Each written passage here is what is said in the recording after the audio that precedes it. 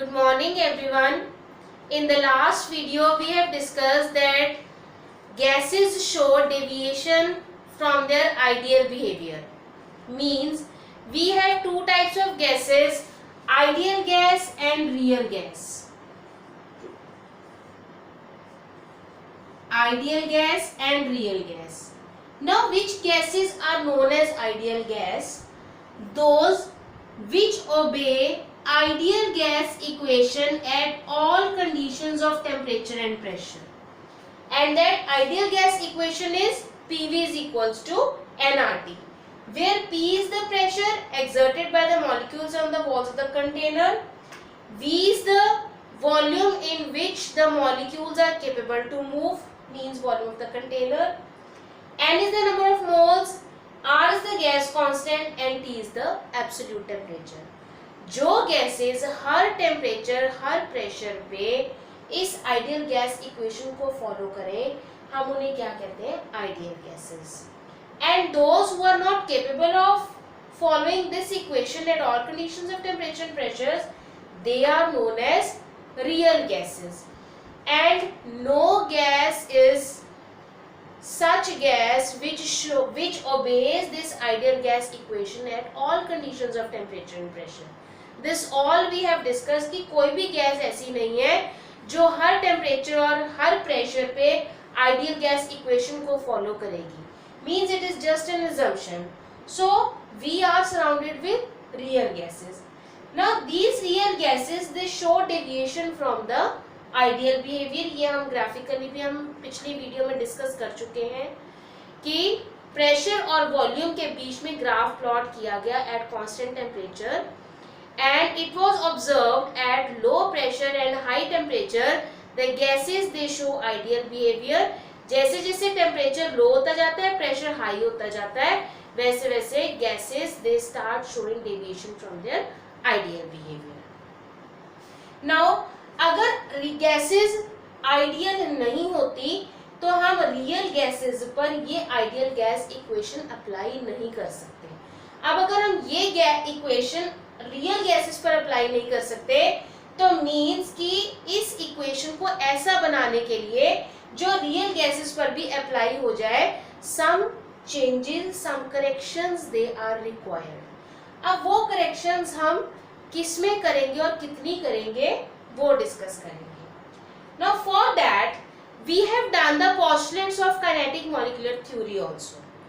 उन पोस्टुलेट्स में हमने दो पोस्टुलेट्स ऐसे किए थे जो रियल गैसेस पर अप्लाई नहीं हो रहे. फर्स्ट पोस्टुलेट जो रियल गैसेस पर एप्लीकेबल नहीं था वो क्या है? Molecules were considered as point masses and volume occupied by the gas molecules is negligible in comparison to the total volume of gas. अब इसमें क्या कहा गया कि जो भी गैस के मॉलिक्यूल्स हैं वो पॉइंट मासेस है, मींस उनका साइज बहुत छोटा है. बहुत छोटा साइज होने की वजह से जो वॉल्यूम गैस के मॉलिक्यूल्स ऑक्यूपाई कर रहे हैं वो इतना कम है कि हम अगर उसे total volume occupied by the gas से कंपेयर करें तो दैट इज ऑलमोस्ट नेग्लिजिबल. लेकिन हमने ग्राफिकल रिप्रेजेंटेशन में किया था, जब ग्राफ प्लॉट किया था between pressure and volume in the previous video, there we have discussed that at low pressure the gases show real gases show ideal behaviour, but with the change in pressure and with the change in temperature, जैसे जैसे pressure increase होता गया, हमने graph में क्या देखा था कि ideal gases they were occupying lesser volume as compare to the molecules of real gas. Means real gas के मॉलिक्यूल्स ज्यादा वॉल्यूम ऑक्यूपाई कर रहे थे as compare to ideal gas. Now if this is the case, अब अगर हम ऐसा उस ग्राफ के अकॉर्डिंग देखें तो हमने एक कंटेनर लिया जिसमें आइडियल गैस है, दूसरा सेम ही कंटेनर लिया जिसमें रियल गैस है. इसमें आइडियल गैस, इसमें रियल गैस. अब दोनों में हमने कंटेनर भी बराबर है, गैस भी बराबर है, लेकिन हमने कहा कि जो आइडियल गैस है उसको क्या एज्यूम किया गया कि उसके जो मॉलिक्यूल्स हैं they are the point masses, means they are occupying very less volume. If they are occupying very less volume means कि अगर हम उन मॉलिक्यूल्स को, जितने आइडियल गैस के मॉलिक्यूल्स हैं, अगर हम इन मॉलिक्यूल्स को किसी एक कॉर्नर में इकट्ठा कर दें, एक्यूमुलेट कर दें, इन मॉलिक्यूल्स को अगर हम सिर्फ इस कॉर्नर में एक्यूमुलेट कर दें तो they are occupying only this much volume. वो मॉलिक्यूल्स बहुत थोड़ा सा वॉल्यूम ऑक्यूपाई कर रहे हैं as compare to the volume which is available in the container. और अगर इतने ही मॉलिक्यूल्स को हम रियल गैस में कंपेयर करें, रियल गैस के मॉलिक्यूल्स को हमने कहा कि they occupy more volume as compare to ideal gas. अब अगर इन्हें भी हम सारे एक ही कॉर्नर में एक्यूमुलेट कर दें तो they are occupying more volume. ये ज्यादा वॉल्यूम ऑक्यूपाई कर रहे हैं as compare to ideal gas. इसका मतलब इसमें मॉलिक्यूल्स के पास ज्यादा जगह है मूव करने के लिए as compare to real gas. Real gas में इतनी जगह तो मॉलिक्यूल्स ने ले ली, means this is only the free space in which the molecules can move freely. और ideal gas में this whole is the free space in which the molecules can move freely. और ये वॉल्यूम क्या होता है? वो वॉल्यूम जिसमें molecules freely move कर सकते हैं. हम mostly volume of gas is equals to volume of container लिख लेते हैं, क्योंकि हम क्या मानते हैं कि वॉल्यूम गैस सारे कंटेनर को ऑक्यूपाई कर लेती है जिस कंटेनर में उसे हमने एनक्लोज किया होता है. इसलिए हम volume of container is equal to volume of gas consider कर देते हैं. लेकिन अगर हम उनके साइज को कंपेयर करें तो जिसका साइज कम होगा उसके पास ज्यादा जगह होगी मूव करने के लिए, जिनके मॉलिक्यूल्स का साइज बड़ा होगा ऑब्वियसली उनके पास जगह कम होगी फ्रीली मूव करने के लिए. Means for the application of this equation on real gases some change is required in the volume.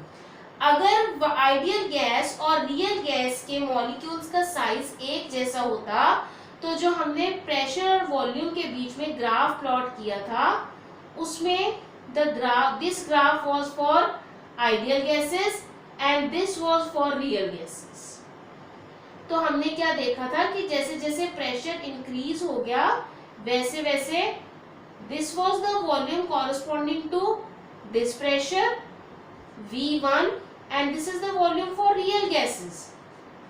ये आइडियल गैस के लिए वॉल्यूम, हाई प्रेशर पे आइडियल गैस के मॉलिक्यूल्स ने कितना वॉल्यूम ऑक्यूपाई किया और ये रियल गैस के मॉलिक्यूल्स ने कितना वॉल्यूम ऑक्यूपाई किया.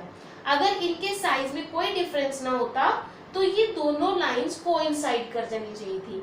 The difference is showing that molecules of real gas they occupy more volume as compare to ideal gas. Means the size of molecules of real gas is larger as compared to size of molecules of ideal gas. Means some change or some correction is required in the volume factor in the ideal gas equation to make it applicable to the real gases. Coming to the second point, that there is no intermolecular forces of attraction between the molecules. Kinetic molecule theory का postulate क्या कहता है कि molecules में आपस में कोई forces of attraction नहीं है. अगर ऐसा होता कि कोई फोर्सेस ऑफ अट्रैक्शन नहीं है तो हम गैसेस को लिक्विफाई न कर पाते. द रीजन बीइंग जब हम गैस को कंप्रेस करते हैं when they come closer to each other their intermolecular distance decreases and intermolecular forces of attraction they come into existence which hold the molecules at a lesser distance as compared to gas and convert it to liquid state. Gases में attraction बहुत कम होती है. जब हम compress कर देते हैं तो उनमें intermolecular force of attraction comparatively ज़्यादा हो जाती है जिसकी वजह से molecules एक दूसरे से के थोड़ा नज़दीक held up हो जाते हैं और वो liquid state में convert हो जाते हैं. अब अगर intermolecular force of attraction ना होती तो हम गैसेस को लिक्विफाई ना कर पाते. अब इसका मतलब ये है कि अगर आइडियल गैस है तो उनमें इंटरमॉलिक्यूलर फोर्स ऑफ अट्रैक्शन नहीं है, लेकिन अगर रियल गैस है तो उसमें इंटरमॉलिक्यूलर फोर्स ऑफ अट्रैक्शन होंगी। ऐसा क्यों? हमने कहा कि अगर एक कंटेनर में आइडियल गैस है और एक कंटेनर में रियल गैस है, हम यहाँ ये प्रेशर कौन सा कंसिडर करते हैं? वो प्रेशर जो गैस एक्सर्ट कर रही है, जिस गैस की वजह से जो प्रेशर क्रिएट हो गया, एक्सर्ट हो गया कंटेनर में। अब क्योंकि ये पॉइंट मासेस हैं, हमने कहा कि जो आइडियल गैस के मॉलिक्यूल्स हैं they are the point masses. Now they are the point masses, hence they are not, and the second one is that they have no intermolecular force of attraction. उनमें आपस में force of attraction नहीं है। तो जो molecules हैं जब वो रैंडमली मूव करेंगे, during their motion they collide with the walls of the container and exert pressure, क्योंकि वो कोलाइड किससे करेंगे? With the force, and that force permit as the pressure. अब इस मॉलिक्यूल की वजह से जितना भी प्रेशर है वो टोटल इस कंटेनर की वॉल पर ही लगेगा, not on the other molecules, क्योंकि हमने इस अजम्पशन में ये पढ़ा कि इनमें इंटरमॉलिक्यूलर फोर्सेस ऑफ अट्रैक्शन नहीं है। अगर नहीं है तो ये एक दूसरे के साथ इंटरैक्ट नहीं कर रही, सिर्फ during their movement they collide with the walls of the container and exert the pressure. So whole of the pressure of this molecule is on the container only. लेकिन अगर गैस आइडियल नहीं है, then it is having intermolecular force of attraction, that is why we are able to liquefy it. अब अगर उनमें intermolecular force of attraction है तो means suppose this is the molecule which is going to hit the wall here. इस molecule ने container की wall को यहाँ स्ट्राइक करना है। अगर वो यहाँ स्ट्राइक करेगा तो प्रेशर एक्सर्ट करेगा, लेकिन now it is surrounded with molecules of its own types, अपनी ही तरह के मॉलिक्यूल्स और भी होंगे। अब क्योंकि इनमें इंटरमॉलिक्यूलर फोर्स ऑफ अट्रैक्शन है तो ये वाले मॉलिक्यूल्स इसे थोड़ा थोड़ा अपनी तरफ खींचेंगे। Because of intermolecular force of attraction, these surrounding molecules, they will drag this molecule towards themselves.